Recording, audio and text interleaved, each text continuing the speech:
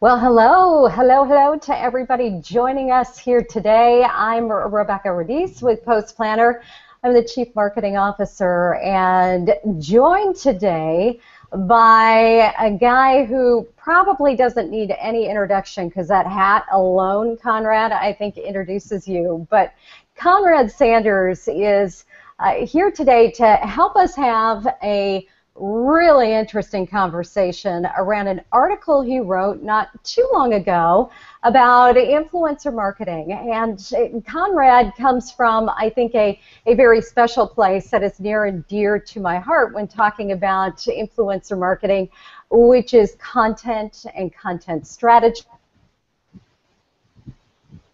at the core of your influencer marketing. And Konrad, as the CEO and content strategist, creative copywriter, makes complete sense that so much of what we're going to talk about here today is surrounded by engaging in content and what you call on your website the right words, the right voice, and a killer content strategy. So welcome to you, Konrad. Thanks so much for joining us today. Well, thank you for that very warm introduction, Rebekah. First of all, I'd like to say it's an honor to be here face-to-face with social media royalty. Oh, gosh. Wow, thank you. And yeah, in fact, and I'd like to say that, yeah, I just love you Post Planner guys. You're so energetic and enthusiastic.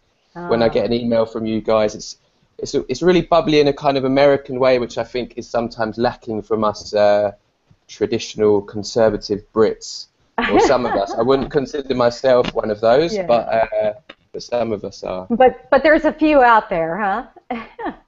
Definitely, yeah. Yeah. So you are maybe. A few too many. Well, that makes it all the better for you, I would say, just in how you're able to stand out. But you are normally based in London, but traveling with us today. We get you all the way from Israel. Yeah, I'm London born and bred, and I'm here just for a few weeks on a business trip. One of our main clients is out here, so I'm kind of doing a bit of strategy with them, a bit of schmoozing, as I like to call it, relationship building. And yeah, if my eyes look a bit tired, it's because it's almost bedtime for me. But don't worry, I'm with you 100%, and I'll try to stay awake during the whole webinar. All right. Well, if I nudge you, you know why. But yeah, we'll try to keep it fast-paced for you. Clap. Okay, let's do it. And I have a great way to keep you on track. So Leanne, who is here with us, who moderates and watches out for everybody's terrific questions, will really appreciate this. And you know our lovely Diana Adams at Adams Consulting, who has joined us on a ton of these. Well, I did an ode to her today based off of what we're going to talk about and your post on influencer marketing, which is all of the steps right here on this little whiteboard. Okay. Everything that we're going to go through. So if you start to nod off, I'll remind you, number one, here's where we're at. That's perfect. I think, yeah, I should have one of those boards myself. Yeah, so just if you can put it in the background, that would be perfect. There you go. Exactly. All right, so we're going to start right up top there. First of all, let's back up just one step and talk about, obviously influencer marketing, a hot topic. So many companies talking about how to tap into influencers, the power of influencer marketing, and then obviously so many personal brands and businesses trying to build their own influence on social media. And talk to us a little bit about the importance of influencer marketing in today's online world, given all of the content that we are creating. What really is the power of influencer marketing, and why is it so critical for companies to tap into that? I think that for me, influencer marketing is perhaps the most powerful way to fast track your social media and content marketing efforts to success. And I think that a lot of companies, whether they're startups or small, medium companies or larger companies that are really taking that journey into inbound marketing, kind of find themselves in this probably 90 or more find themselves in a situation where, all right, they understand content is king, they understand you need to be active on social media, but how do you actually really grow, and how do you actually, get traffic to your site? And you might have a great voice, you might have something to say, but the tricky thing is getting to the point where you have that influence. How do you get to the point where you have influence? And for me, with my journey with the creative copywriter, and now what we're doing with other companies, influencer marketing is such a huge part of helping you get that influence, because essentially, if you don't have any followers, if you don't have any readers, there are people in your industry out there that do, all right? So whatever industry you're in, it obviously differs a lot from industry to industry. There are people, there are individuals that have tens of thousands, hundreds of thousands of followers, hundreds of thousands of readers, and they're talking about the same things that you're talking about. So if you can somehow align yourself with them, if you can build a relationship with them, if you can collaborate with them, if you can get them to endorse you somehow or share your content, by doing all of that, then it's just so powerful. Because, as I said in my blog post, imagine if you've got a couple of thousand followers and you write a piece of content and share it with them, that's great. But imagine if someone with 100,000 followers shared your post. You're already opening up to huge audiences, and a relevant audience as well, because you're choosing these influencers carefully. They're within your industry. So the idea of influencer marketing is essentially focusing on, rather than going directly to your audience, it's about focusing on these key influential individuals who can share your message and share your brand message. So you're almost getting to the audience via them, and a lot quicker than you would do if you were just doing it by yourself. Yeah, well, and I think that's a key point, is that they do a lot of that heavy lifting for you, in the sense of being able to open doors that might not have been otherwise open to you, and introduce you to a whole new audience, which I know businesses are eagerly, pushing themselves out there into so many different channels, and aligning yourself with an influencer that's already speaking to that same audience can really duplicate your efforts, far more than that, what we know just based off of numbers, sheer numbers alone, but it can really help you move a lot faster in who you're able to connect with, who you're able to reach. Definitely. I mean, just from my personal experience, I don't know how I would have been able to sort of get to where we are now without doing influencer marketing. It was so powerful. And I talked about, just briefly then, about building relationships with and kind of collaborating with and inspiring influencers. But obviously the other option is you can pay or hire influencers to kind of endorse your products. But I guess more of what I'll be talking about today, if we're following the post I wrote, is the former part of that, which is actually building the relationships, kind of smarter tactics. Because I guess if you're starting out, if you're a smaller company, you might not have the money, the budget to pay an influencer to write content or to endorse your product. So we're going to try and do things a bit smarter and give everyone some tips to kind of literally going from from scratch to a successful social media strategy within a short space of time. Yeah, and I think that's where it can feel a little daunting. Where do I get started? How do I get started? How do I find these influencers? So let's start there. There's our number one, identify. Okay. So we're identifying the influencers within our industry, within our niche. Do you have some getting started tips of maybe tools where we should be focusing our efforts? Yeah, so there's a number of tools you can use, like Clout, for example. You can look at people's Clout score. There's Cred, Tracker, a few other ones that I've mentioned in my post.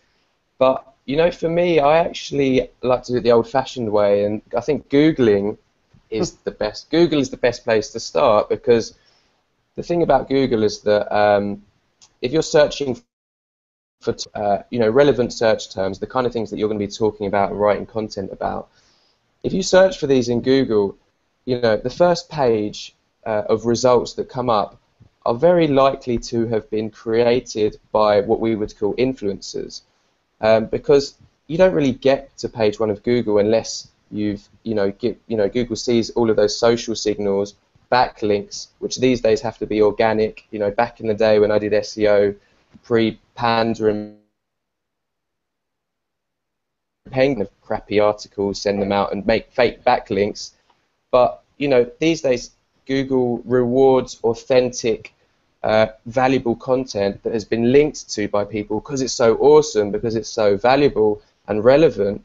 So these posts, if you search for something, let's say, let's pick an industry, we'll say copywriting, because obviously that's my industry, and I search for, website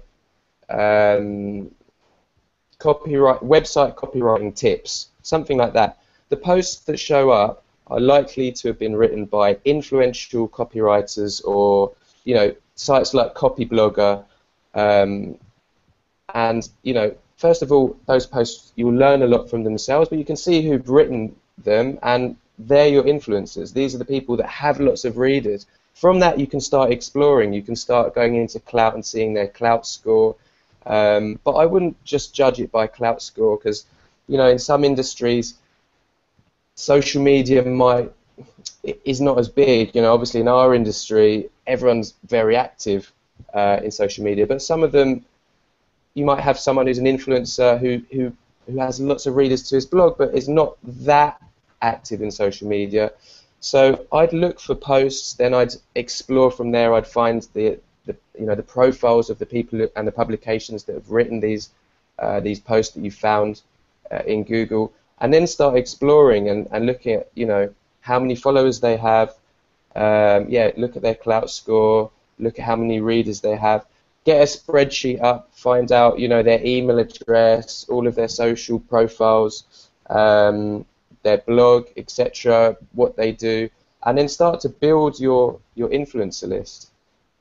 Yeah, so you're going out there and you're doing this research. You're looking for, maybe social media bloggers, people that are active, as you mentioned, and actively talking about the type of content that you're sharing, stuff that aligns with your business, with your brand, with your product, your service, whatever your case might be. And you're starting to gather all of these names. And for me, as I've done a lot of what you're talking about, I would mention too, and I think you probably talked about this in your article, to keep it simple as you start to curate these names, put them in an easy place, maybe a Twitter list, or stick them into a Google Doc, which is a Google Sheet, which has worked best for me, so that you have that one location that you can come back to, and then you can take it to your next step, which is segregate, number 2, and starting to really filter through, right? Starting to filter through all of those people. And so what naturally as we progress, if we've collected those names and we're going to start segregating and separating our lists, what are we doing here within these lists? So I guess the reason I talk about segregation and separation is because you're going to pay these influencers a lot of attention. You're going to give them a lot of love and attention. So you want to, have a platform to do so. And obviously, if you're marketing in Twitter, for example, we've got that big old Twitter feed, which if you're following lots of people like I am, it moves very, very quickly. It's hard to keep up with it. It's hard to, that's why Twitter lists are so useful and so important. And one of the first things I did was to separate my influencers onto a list, and it actually turned into a few different lists because, the creative copywriter, we actually offer more than just copywriting. We do content marketing, sort of branding, and social media marketing. Those are our 4 sort of content buckets, if you will. So we've got 4 different influencer lists, so that we know to, each of those lists, each of those groups are talking about the same kind of thing. So we know to go in there if we want to share something about branding, if we want to build a relationship with a branding expert, a branding influencer. It just really helps you to see what these people are talking about. And one of the things that I found very useful in terms of a small company, you might not have that much time to spend 24 hours on social media. I mean, I don't now, and I'm growing, and like it gets harder at any stage. It's quite hard to be in there all the time. But the great thing I found about having these lists of influencers was that you just had gold. You know, if you carefully chose them, I'd go into the list. Everything that was being shared had a much higher probability of being, you know, something really good. You know, good content. You also connect with other people through those influencers because, you know, they're sharing other influencers' work, and not just influencers, other industry bloggers that might not be at that level yet, but they're up and coming and they're creating great content. And you know, social media is all about providing value and, you know, getting engagement from your audience. So if you're sharing great content with them, then that's perfect. And I found that having these lists full of, you know, like really talented and expert influencers, it was quite easy to just go through there and share their content and find really good content that you want to share and you want to read and learn from. So it's kind of, it works in many different ways. Yeah. You're learning, you're building relationships, you're helping your readers and your followers at the same time. Yeah, it really has that spider effect, doesn't it? Where now all of a sudden you're sharing other people's content that they are connected to these other influencers that maybe you didn't even know. I've seen this happen so many times. And that influencer shares your content and somebody else picks up on it, and off your content goes, and all of a sudden it's that viral effect that everybody is looking for. But so much more than that, I think, is your point about the relationships, and that's the one key aspect where people really miss with influencer marketing. It's the excitement of, you know, being able to connect with influencers, but you've got to give influencers a reason to want to engage with you as well. And if you're just simply, you know, knocking on their door at Twitter or Facebook or wherever, back to kind of the traditional marketing idea of looking at it by coming at them and saying, Konrad, over here, share all of my content. I know you want to know all about my company because it's this and it's this and it's this, and we're listing off all these benefits instead of coming at them and being a valuable resource and sharing their content and getting that reciprocity going. That's what you're talking about. Yeah, I think that's key what you've just said. I've had a lot of people that, you know, send an email and they say, can you, you know, sometimes quite aggressively, and I admit I was quite aggressive in my tactics, but I did it in a kind of funny, cheeky way, and I was, you know, I was helping the influencers as well. I made sure I built the relationships first, whereby when it came to emailing them, it wasn't just out of the blue. And I get emails out of the blue from people who maybe have picked up on a few of these influencer marketing tactics, but yeah, it's just I don't know who they are. I'm busy, and they're not offering anything to me. And you really have to. And we're probably jumping ahead now, but you have to build those relationships. You have to be real. You have to really connect with people and create something where they get value out of it. Yeah, well, and I think a big part of that starts with your number 3, which is be memorable and really build out a memorable profile, something that people are going to be interested in, something that's unique to you. And Gosh, I've written about this so often. We live in a world of cookie cutter at this point, where everything has been done, everybody's watched it happen, and now instead of taking that and creating something that's completely theirs, it's a whole lot easier to just stamp it out and be just like everybody else. So what's the value in building that out, being memorable, and really creating a brand that's unique to you? So for me, this is, well, not everything, but this is so important. This is key. And I think this is a good place for me to make a point about what we're doing here. There'll be lots of people, hopefully, watching this and learning something. And what I want people to do is not just to blindly, because I'll be talking about a lot of tactics that I used in my journey, and I don't want people to blindly follow them. I don't want people to blindly implement these tactics, which I think a lot of people do. They learn from the experts, and they go, they learn the formulas, and they think, right, if I just, implement these formulas, everything's going to work out. But I think social media and content marketing, inbound marketing on the whole, is, it's half science and half art. There's the science part of it, right? There's the formulas, there are the tactics, but you've got to make it your own. You've got to have your own brand, because, as you said, there's so much competition. There's so many people doing the same thing, trying to do influencer marketing, but you really need to be unique. And I guess this is one of the things that helped me move quite quickly and do quite well with influencer marketing in a short space of time. A simple thing like wearing a hat. Now the hat is part of the whole brand, so it's more than just a hat. It's the source of all my power and knowledge. But I realised like a few years ago, even this was from networking. I went out, I had my typewriter sort of logo on my card, and I wore the hat, and I realised that it got a bit, I got noticed, and people connected it to the typewriter. It was meaningful. It went with, branding. There's a few things to think about when branding. It should be meaningful, unique, consistent, relevant, authentic. So, don't try and create a brand or a brand image or a profile pic that's not you.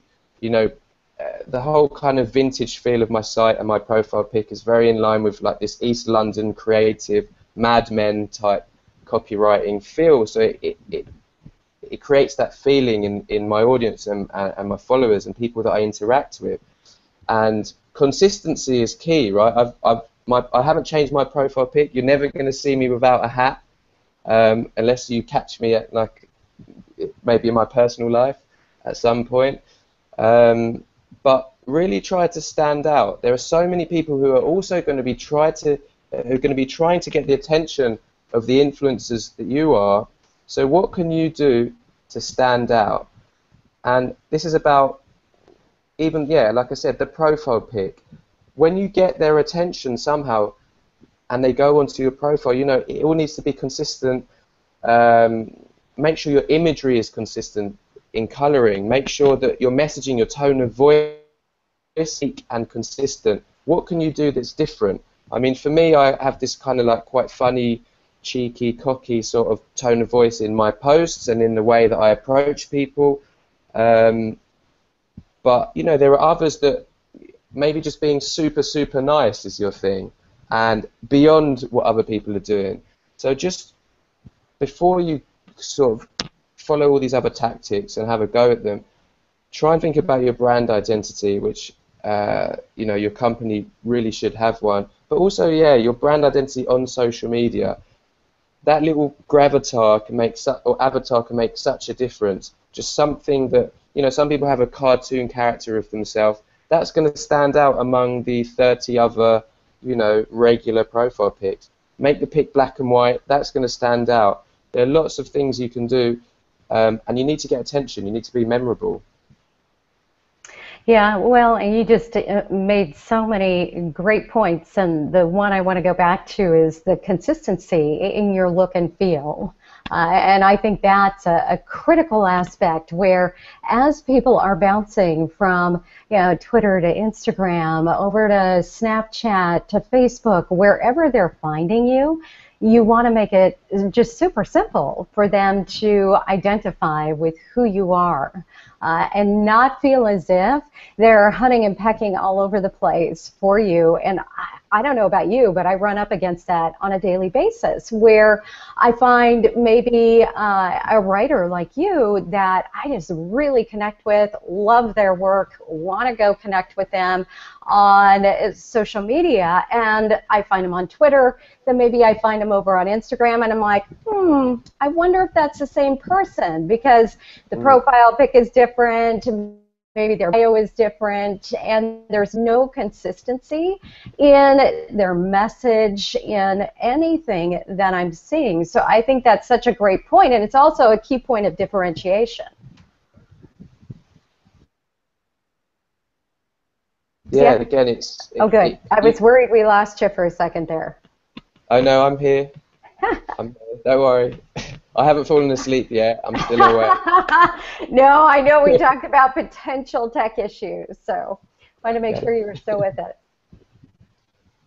Yeah, so let's talk about let's see. We've got number 1, identify. Number 2, segregate. Number 3, memorable. Number 4, be real. And this is something that you would think, duh, yeah, you should be a real person.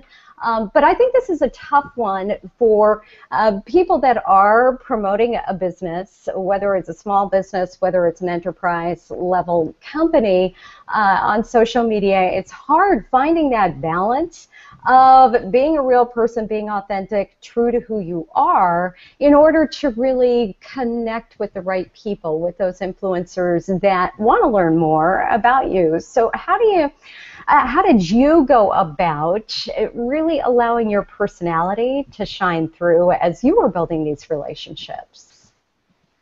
Well, yeah, I think being real is so important, and back to the branding aspect, like authenticity is part of it, you know. But I guess what I did was, other than, I think we're going to get on, the next point is help your influencers out, which is a large part of it, the kind of I scratch your back, you scratch mine philosophy. But being real is actually, I mean, it's social media, so obviously lots of us are using social media to try and essentially convert, make sales, make money, but it wasn't created for that reason. So social media is about being social. So don't just, you know, spam people with these marketing messages or try and trick influencers into sharing your content. One of the things I did, and I remember your very own Aaron Lee, like reading something from him a long time ago, saying, you know, obviously he's like consistent king, like he's just been consistent for years, and you know, one of the things he said was he just makes sure that he talks to 5 people every day on Twitter, and it's so easy to like get involved in social media and maybe get excited about it for a while and then sort of, you know, it will fizzle out or whatever. But I think what I took from it was, don't just, I don't mean to talk to people as in send them a marketing message. Try and find the messages when people are saying something about their lives. Like when I was trying to connect with people, so, you know, individuals, influencers, as influential and famous and amazing as they are still people, right? And that's when I thought, you know, I'm good with people. I can win anyone over, however famous they are. I can, you know, I can make them laugh. So I looked out for the tweets that were like about, you know, Aaron talking about coffee, or Neil Schaffer talking about an event he'd just done. Not their enticing tweets to blog posts, not their curated content, the things that were coming from them, the social tweets. And then I'd jump on that and like try and make them laugh, connect with them. Again, if you're doing that consistently every day and you're well branded so they remember you, it's quite easy to get someone to take notice of you, especially if you're also providing value. If I was just like a, you know, a joke character that was just trying to make people laugh, I probably wouldn't have got very far. But combining that with them actually taking notice, coming and go, oh, actually, this guy's sharing actually some really good content, you know, and, you know, his social media content looks interesting, it's well branded, it's aesthetically pleasing, and the blog posts that he's writing have an interesting angle, you know, all of that combined, that that's when they take notice, especially if we get onto the next part, 6, 7, 8, 9, 10, of collaborating and, you know, helping them out, so actually providing value for that individual influencer. All of that combined can really help. Yeah, well, and yeah, that's a great transition into helping them out, because it's not enough to just create this one-way situation where maybe you're sharing their content, but you're not interacting at the level where you're actively going in and you're taking a look at what are they talking about, what are they sharing, what's important to them. And I think this is another critical aspect, which is the social listening, which is really understanding, you know, what's the why behind their business, what drives them, what inspires them, and what do you bring to the table, and what are you going to be able to provide to them. And I think this is where a lot of people go, but Konrad, I'm just building a following, or I'm just building a business. I don't have anything to offer this person that has, you know, enormous influence within the space. And so I love your point that everybody can take the steps that you took to tap into that influencer marketing. And I think a lot of it comes with your, hang on, number 5, which is help your influencers out, and do it a lot. And your point about Aaron Lee, and Aaron is, you know, that process guy where every day he did the same things day in and day out on Twitter. And you can see, you know, with over 500,000 followers alone just on Twitter, it worked. You know, he really built a name and a reputation off of Twitter. So what are some top tips where people can be that valuable resource and really help out those influencers, no matter the size of their business or their following? Yeah, so it was a good point about the fact that a lot of people, I guess, are thinking, oh, what can I do? You know, little old me, how can I help? But there's this thing, first of all, called the law, you know, in sales psychology, called the law of reciprocation. And if you help someone, especially if you help them a lot, it's kind of natural for us to feel like, kind of like we sort of owe them a bit. So if you're doing this a lot consistently, it will definitely help. And as I said before, I mentioned, I think the whole, you know, you scratch my back, I scratch yours idea. What you can do is a few different things. You know, you can go onto their blog posts, you can add insightful comments, but also tell them that you're sharing the post. In the end of the day, they are in social media and using it for a reason. That's to promote their business, whatever it may be. By sharing their posts, you're helping them. You are. It might not be as helpful as if another influencer with 100,000 followers went in and shared their post. But if you're going in and commenting, you know, commenting in a blog post is good for everyone. If you have lots of comments, it's kind of social proof. It's good for Google as well. So that is helping them. They will appreciate that. And again, don't just jump in and say, wow, this is great, I'm going to share it. Jump in and do the other thing that I talked about, which is show them that you know, you can add value and you're an expert too. Because not everyone, but most people are experts in their fields. They can bring something to the table. If you can go in and add a lengthy comment, you know, picking on parts and the bits that you like, adding your own expertise, bringing an interesting angle to it, you know, and then saying, and this is great, I'm going to share it, and then sharing it, so they know you're sharing it. They'll see the tweet. They'll, you know, if you tag them in, they'll. By doing that, you'll also engage them in a discussion, hopefully. So that's the relationship building part of it. You're helping them by sharing. Other things you can do. These are like my own little tactics that I came up with myself-ish, kind of. I sort of, again, I took something and, you know, got creative. One of the things I do is shout outs to influencers. It's a very simple thing to do, you know, on Twitter. I say, like, for example, social media royalty here, learn from them, a little arrow, list a few, tag a few influencers. And the cool thing about it is that you're not just doing it for, well, it is all kind of for self-gain, but you're helping your followers as well. It's not just to kind of flatter the influencers. If you point your followers towards other industry experts, you're helping them because they can then learn from those influencers. But you're also flattering the influencers by doing that, and you're helping them out. You're sending more followers their way. Other than that, yeah, just share their content, share their blog posts visibly. Retweet their tweets, share their videos, endorse their ebooks, comment and help them as much as possible, and build those relationships. And eventually, you can start doing some of the other smart tactics, which we're about to get onto, to kind of get them to reciprocate. Yeah, so when you're trying to move towards that reciprocal, that law of reciprocity, which, a lot of people say, oh, it's that obligation. I feel, obligated because, Konrad, you shared my content, now I need to share yours.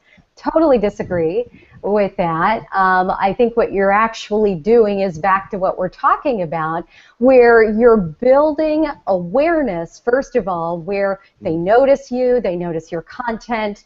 Then there's that intrigue of, I keep seeing this Konrad around, what's he all about? So they take that next step and they learn a little bit more about you, and then it's they've piqued my curiosity. So now I want to maybe take a look at what you're writing, because I am also really interested in content marketing, and so it's just continuing to take that relationship one step at a time, a little bit further and a little bit further, and then that reciprocity comes in once they do recognize your value, that you are out there, you're creating great videos, or you're creating great content, or you're exactly what their business needs, because there's a gaping hole of, they're not able to create all of this content they need to be sharing.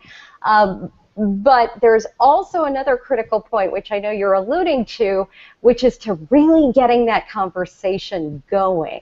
And I think that's where a lot of people get stumped is, okay, I'm out here, I'm sharing their content, I'm promoting them, actively talking about them in different areas, maybe one of my blog posts, maybe over on Instagram because they said something amazing, so I'm using their quote. How do I now get them to come back and engage in that conversation with me? Yeah, so I guess it's all part of it, and as I said, if you're going into, we're all in the same game. So if you're kind of choosing influencers that aren't interested in any engagement, you're choosing the wrong influencers. If you're maybe choosing like a huge brand, because again, influencers don't have to be individuals. I personally think, even though it's easier to build trust with an individual, it's easier to build that connection. If it's a company sort of media outlet, there might be different people running it. You're not really sure who you're building the relationship with.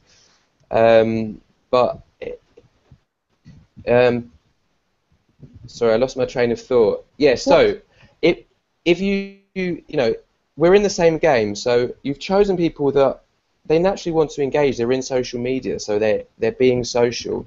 And if you can start conversations with them, first of all on their blog posts, but also directly in social media. This is something that I did that was quite unique, and it was actually part of my journey of learning about influencer marketing and content marketing. So when I did it, it was a couple of years ago, when I sort of started looking into all of this, I had questions, right? You always have questions. So I had questions about, SEO and what to do with like tags and meta descriptions and the things that were changing in Google, or what social platform would be better for this, etc. And sometimes you search for your answers in Google, you don't quite get what you're looking for. So I just thought, hang on, well, in social media, I can connect with these people, the world's top experts, directly. So why don't I just ask them? And some people don't kind of have the balls to do it, but I just thought, yeah, all right, I'm going to ask them. I want to know. Let me ask them. And a little trick that I did, again, this is kind of like a psychological trick, that if you, rather than ask one person directly, if you ask a few of them, then they'll feel like you can start a conversation among influencers. It's not just I'm a little guy knocking on the door asking for a reply. And this is quite an aggressive tactic. So, I was kind of tagging in a few influencers like Neil Patel, Neil Schaffer, and asking this question. Again, I'd do a bit of flattery. I'd say, question to the masters, what do you think about this? So if one of them sees the question and they see the other kind of big names that I've sort of name dropped, they're much more likely to reply, because they're not just replying to me, they're replying to everyone else on that list. And that's something that I did, I think we'll probably talk about later, but it's just a technique to get conversations going. And you know what, I did get called aggressive for doing this. Neil Schaffer actually called me my tactics aggressive, and then I wrote a blog post called Why Neil Schaffer Called My Tactics Aggressive. That's great. Which was quite aggressive in itself, obviously, but he did it, but he also took notice. He actually came and met me in London, and we went for pints together, and then sort of built a working relationship together, which is something that wouldn't have happened if I hadn't had the confidence to do that. And again, I did it in a way that was true to me, true to my style and tone of voice, and true to my character and personal brand identity and company brand identity. So it could be, and maybe 9 out of 10 times no one will answer, but 1 out of 10 times they might answer. Someone else chips in. All of a sudden, you found yourself in a conversation with the world's leading experts in your industry, and you're right there in the middle of it. You instigated it. You started it. If it's an interesting and intriguing enough question, they might want to jump on, because they're not just doing it for you. You're not emailing them. It's all open. It's all in the social media realm. So it's kind of in their interest to jump in and engage. If they never engaged, they wouldn't be doing that well on social media. Yeah, and I want to go back to, I think you made a great point at the very beginning, that take a look at these influencers that you're wanting to connect with, and really do your homework. Review their social channels. How active are they? How involved are they? Do they actually respond? Because you might be spinning your wheels. They might be that are more interested in building a large following and not really interested in building relationships. And it can get pretty frustrating pretty quickly if you're out there doing exactly what you're talking about, where you're trying a conversation and it's just falling on deaf ears. So I think it's really important that you do take a look at are there people within your industry, and dependent on the industry, it can be slim pickings, from those people that are really on certain platforms every single day. Exactly. And don't think you have to go for like the top dogs, like the top in the field, because they might not be the ones that are willing to engage with you. The ones that are 1,000 followers, but there's someone with 5 growing, they want to engage, they want to be involved in this kind of thing, because they're trying to get to the top, and so perhaps those are the best influences that will benefit you and your strategy. Yeah, that's another terrific point. I first it came out and everybody was still in this, what am I doing with yet another social network, and what's the point of Google Plus? I did exactly that. I set out to get to know, build relationships with those people that were actively building their business. They were looking to increase their influence, not going straight to the top, but going to those that, like me, were hungry. They were eager to get their name out there. So there's a ton of value within that. And I can look back now and all the relationships that I built that have now, just totally, as I talked about, spidered out into a million different directions, and have created opportunity I would have never seen coming just because of getting in there every day and reaching out to people and connecting. And Aaron made a comment here, I aspire to have Konrad's confidence. And I would be willing to bet that you, just like everybody else out there, you don't start out with a ton of confidence. You just believe in you. You believe in your ability. You believe in the value of what you have to offer.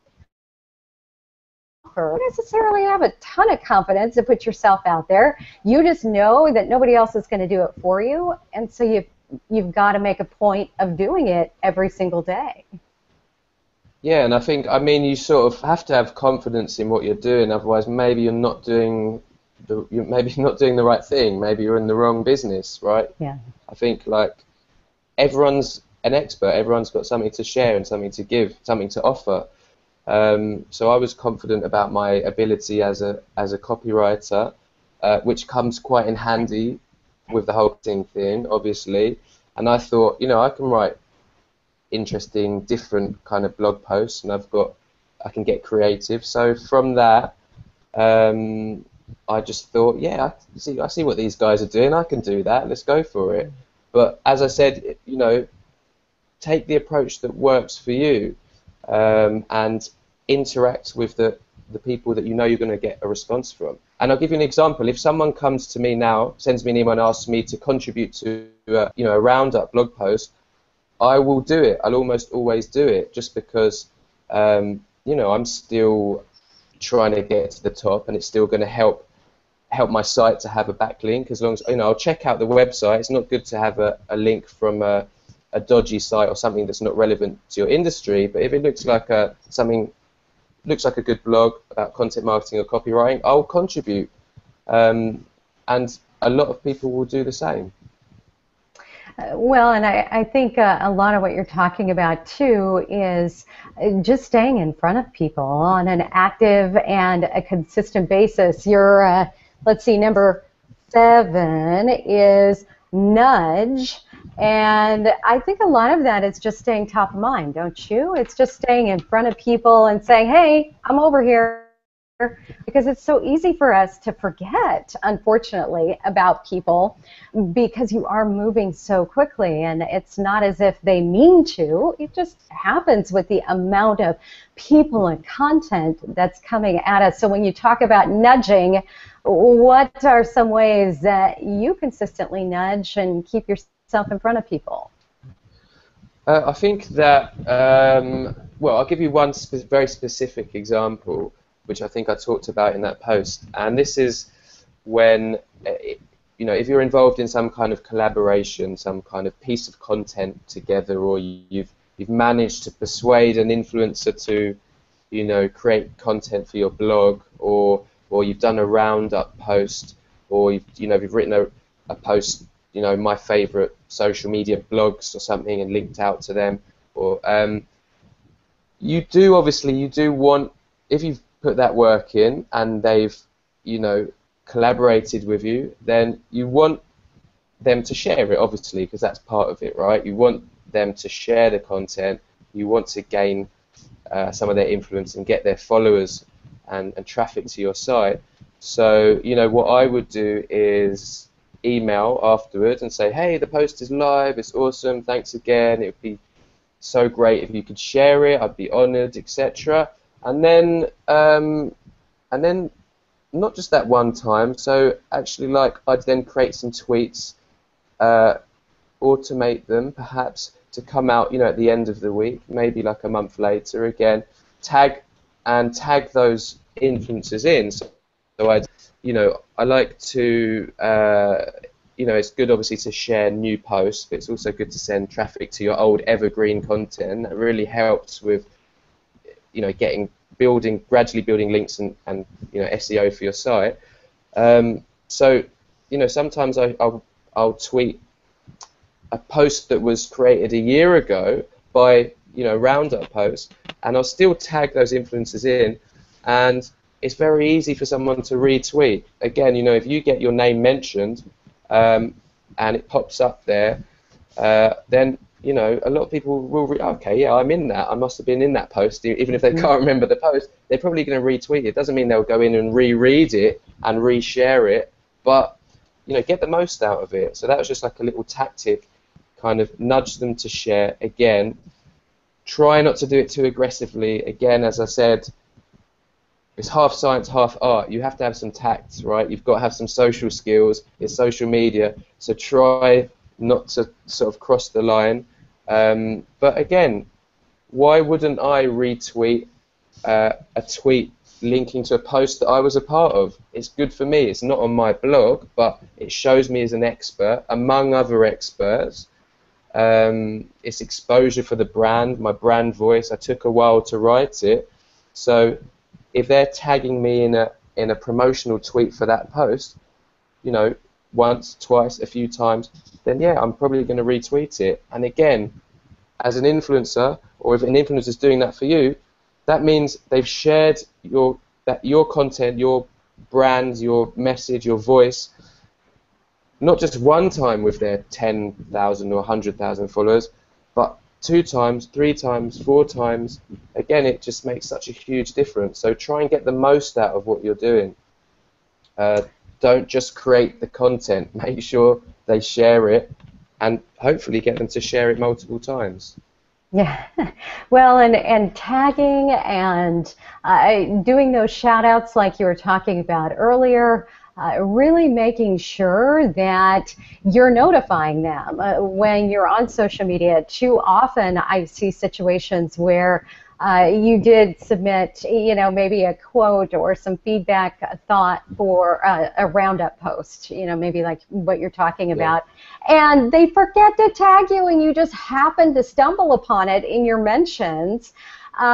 Just such a huge missed opportunity to tag them, be grateful, thankful, say, hey, it's live, and hope that there's that reciprocity where they're going to be excited that they were a part of that, and they're going to go ahead and share that on your behalf. But you never want to assume that everybody's paying attention everywhere all the time. And just put those systems and those processes in place. So you are emailing and notifying. You are tagging them across all of your social channels so that wherever they happen to catch you, it's there. It's there, and it's ready, and it's waiting for them. And I think that's also a good sign for you as you're building these relationships. Back to what we were talking about doing your homework. How responsive are they? Are they paying attention? Are they doing their own listening when it comes to social media? Because if they're going to be helping you really elevate your name and get your company out there in front of other people, how well are they doing in actually listening? So I think that's really critical as well. And then I think the last key piece that I think will bring this full circle, you talk so much about, is making sure that you have the best minds, yes, but also the best people on board when you're collaborating, that you're not out there just looking to make random connections, but you're being very strategic in who you are actually aligning your business with, and then how you're looking ahead, how you're looking forward to expanding that relationship, and how you might be able to collaborate. So talk a little bit about that, how you can take that relationship that you've started to build to the next level, and possibly work together, collaborate, and ask them, do that big ask of, hey, I'm putting together something and I'd love you to be a part of it. How did you get there, Konrad, and how did you go about doing that? Yeah, okay, so this is obviously quite specific to me, but I'm sure this will help a lot of people. And to be honest, we use very similar tactics for our clients now when we're doing a content strategy with them, because it tends to work quite well. And let's start from the beginning. So I've started from scratch in social media. I've segregated my list. I found my list. I've segregated them. I've helped them. I've tried to build real relationships with them. I've commented on their blog posts. They remember me because I'm branded. I've got a cool hat. I've got cool things to say. You know, I've got valuable blog posts. If they've done me the honor of coming onto my site and reading a blog post, they've read that, you know, I've got something to say. So this is the point where you can reach out and you can say, hey, it's me, you know, the cheeky copywriter with the hat from Twitter. You know, these guys are social. Obviously, it depends on the industry. You might have to be a little bit more formal, but reach out to them. You know, let them know who you are. Hopefully, they should by that point. Do a roundup post. It's an easy thing to do. Obviously, a lot of people are doing them, but they're so useful. They're so valuable. That's why. Like, if you have a blog post written by 30 of the world's top experts answering a question you really wanted the answer to, then that's just, you know, gold. It's like, it's just packed full of value. It's better than one blog post by Konrad. As amazing as it would be, you know, you're probably going to get more value from 30 of the world's top copywriters answering the same question. So creating a roundup post is a good thing to do. Here's a little trick, again, talking about sort of sales psychology. If you want to get people on board, big names, other than the relationship you've already built, do some name dropping again. So when I did it, I said, hey, it's me. I was very personal. I was very friendly. And then I said, I'm creating this epic post answering a specific question that my audience really wants to know. I'd love for you to be a part of it. I've got these other people on the list. And again, it's just much more intriguing for someone who's got quite, you know, high status, who's sort of a big influencer and probably gets this quite a lot. They're much more inclined to take part if they see like another big name. They'll say, oh, hang on, she's on the list. Well, you know, Rebecca's on the list, then I should probably be on that list because that sounds like it's you know, a good list to be a part of. And so it's just a little, it's, you know, you kind of call it the Jones theory in sales, where everyone loves trends, everyone likes to be a part of something, especially if it's part of something big. You're much more likely to convince someone to take part if you're mentioning the other names and you're saying like, and again, use flattery as well. You know, we're reaching out to the world's top experts.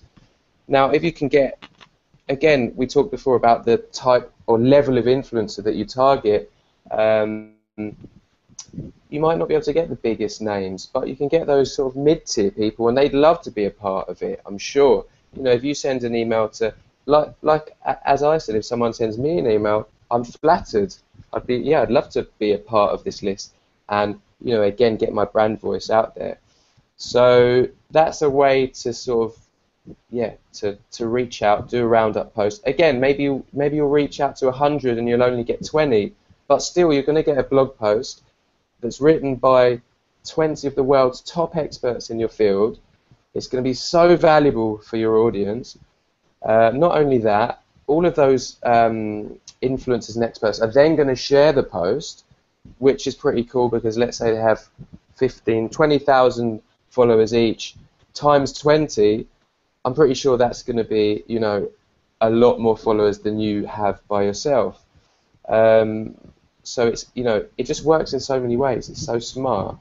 That's why I'm so passionate about influencer marketing. I can tell just a little bit. Yeah. No, I love it. Yeah, all of those tips are so valuable because it's so true that first of all, you just have to put yourself out there and you just have to do it. I know that there can be a lot of fear in reaching out to people you don't know. There could be a lot of fear in, well, what if I put myself out there and they say no?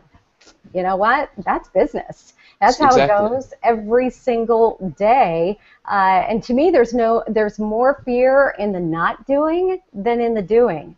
of what's going to happen if I don't do, these 5 things every single day. What's going to happen to my business? What's going to happen to the growth of my business? And that's where I think you have to overcome that mental hurdle. You talked a little bit about, it is kind of playing some tricks on yourself and really understanding psychology and how your brain works, and what's going to motivate you to get those things done every single day. But for me, I've always found it's just action. Just take action. Find that one thing you can do today that's going to move you forward. Find those 2 things tomorrow, those 3 things that next day, and then just keep it up, as awkward or as uncomfortable as it feels. Because typically those uncomfortable things are those things that turn into something magical that you never could have seen coming. Yeah, and once you get the ball rolling, it can just lead to so much, like if you can be consistent and really go for it. And again, you don't need to spend 24 hours a day in social media.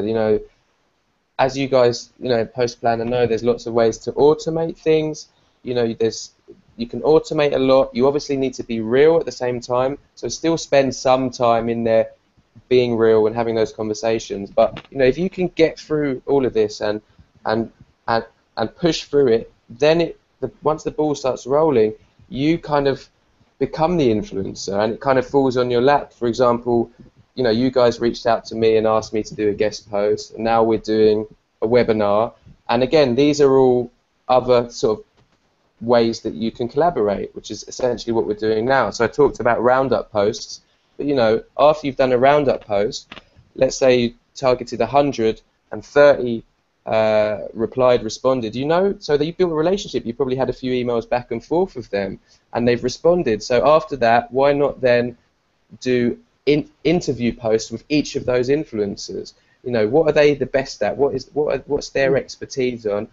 And then follow up and say, love your answer in the roundup post. I'd love to ask you a few more questions if you do me the honor of doing like a singular interview post. Then you could get potentially 20, 30, almost guest posts on your blog. Then follow up with a webinar. Then, maybe collaborate, do like a round table type thing that's televised. Once you get the ball rolling and you start building those relationships, people want to do things with you because you're helping them. You're not just taking from them. You're helping them by involving them, and we're all in the same game. Yeah. I love that, and I think we're going to leave it, on that note. And I'm going to share real quickly, and we'll share after the fact as well the link to your blog post where you talk about all of this, and then tell us where we can connect with you, your website, all across the web, so that people can see what you're talking about in action. Yeah, cool. So read my post, and first of all, there's a couple of links back to some posts on there. Awesome. And the website is creative-copywriter.net. And then go to the blog section. Lots of amazing blog posts in there. And you can get me on Twitter. It's just Konrad Sanders. Other than that, just Google Konrad Sanders, and there'll be plenty of things that come up. Konrad with a K. With a K, yeah. Konrad with a K, yeah. Konrad with a K, like Rebecca with a K. I always have to say that as well. Not the CCA. Yeah. Exactly. And I say Sanders without a U, because in England people assume it's with a U.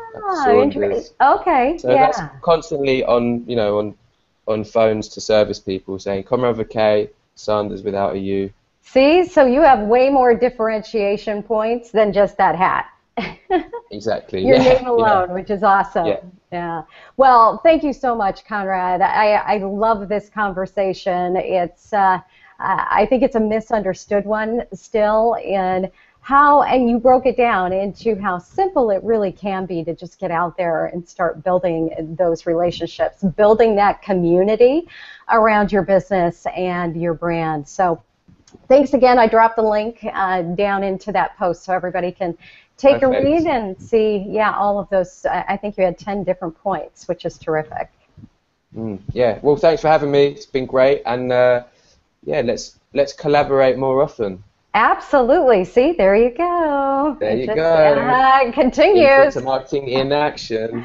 That's right. All right, guys. Well, thank you to everybody who's here live and then watching the replay. We really appreciate you taking the time, just like Konrad did, halfway around the world from me here in LA, and look forward to collaborating more further, Konrad. So take care. Have a great night. Thank you. You too.